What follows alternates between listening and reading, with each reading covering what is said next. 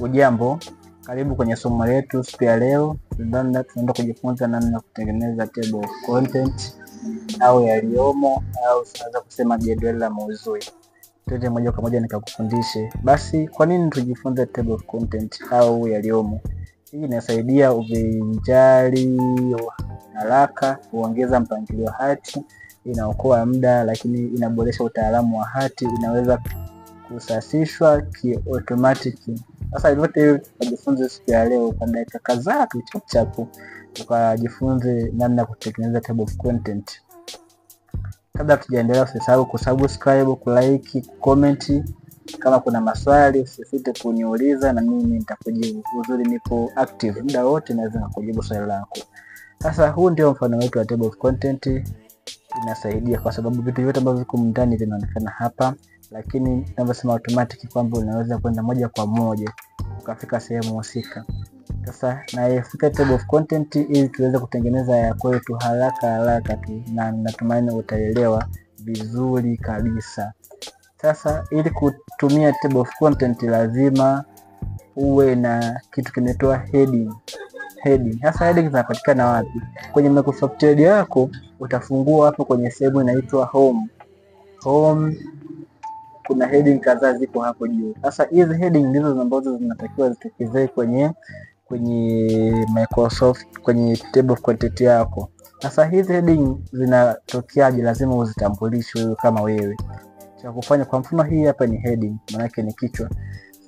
Hichi kichwa kina vitu vidogo ndani yake. Sasa hichi kichwa ili kukitambulisha unaki-highlight kama hivyo, unabonyeza pale heading. Kichwa kingine hicho unabonyeza heading. Sasa kichwa tambulishwa, ukisogeza hii kasa yako hapo utaona kuna kamshale hapo hapo. Hii utajua kwamba tayari kimeshatambulishwa. Kwa mfano hapo hichi ni kichwa. Sasa kuna headings aina nyingi. Utumie ipi au uache ipi na ipi heading 2, ipi heading 3. Heading 1 ni zile heading kubwa za msingi. Kwa mfano tunasema darasa la kwanza, hiyo ni heading 1. Darasa la kwanza A, hiyo ni heading 2 kwa sababu ni ndogo ndani ya heading 1.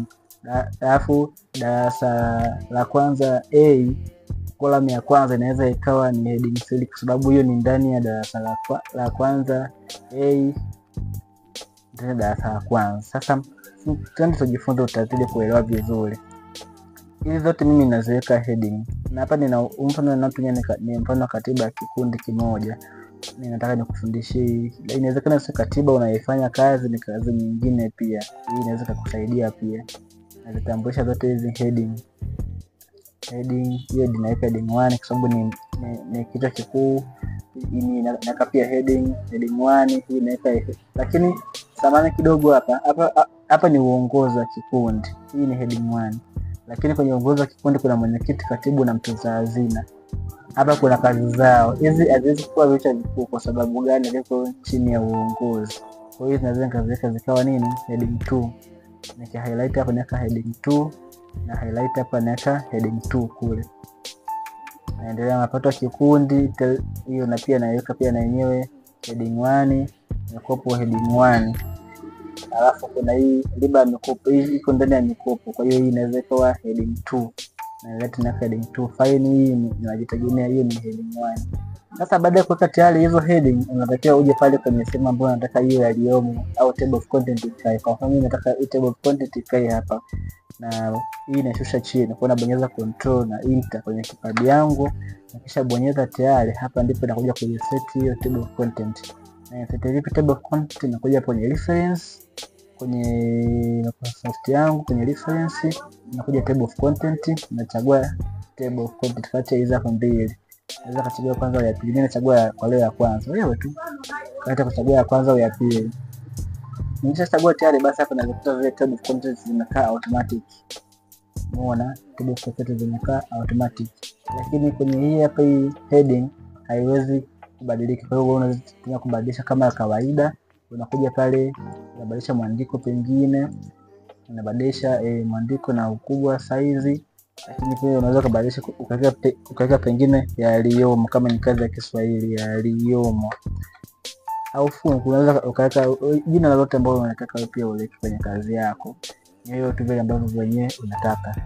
Sawa. Sasa Unaweza pia kuibadilisha hii table of content. Kwa mfano kwenye table of content umeongeza kitu. Kwa mfano mimi hapa kwenye Tifa au hapo sheria za kikundi za Kitima, pengine nimebadilisha jina, hii sio Kitima, pengine nimeita Umoja.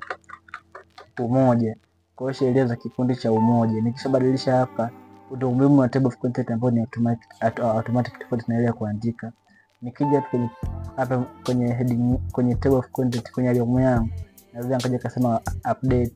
Sasa kama ni update number, yani nimebadilisha namba, basi nita update namba. Lakini kama ni update nini maudhui yaliyoko ndani, nitakuja kwenye entire table. Kwa hapa nikibonyeza okay, ile jina ile kwa mara ya kwanza limetoka, limekuja jina la nini, la Umoja. Ni rahisi sana kubadilisha table of content, kutengeneza table of content. Kama kuna sehemu hujaelewa, basi comment hapo kwenye commenting ili niweze kukufundisha. Lakini pia usisahau kusubscribe na kulike na kushare kwa watu wengine ili waweze kujifunza madini mazuri kutoka kwetu hapa Danstar Media. Karibu sana, uwe na siku njema. Blessed.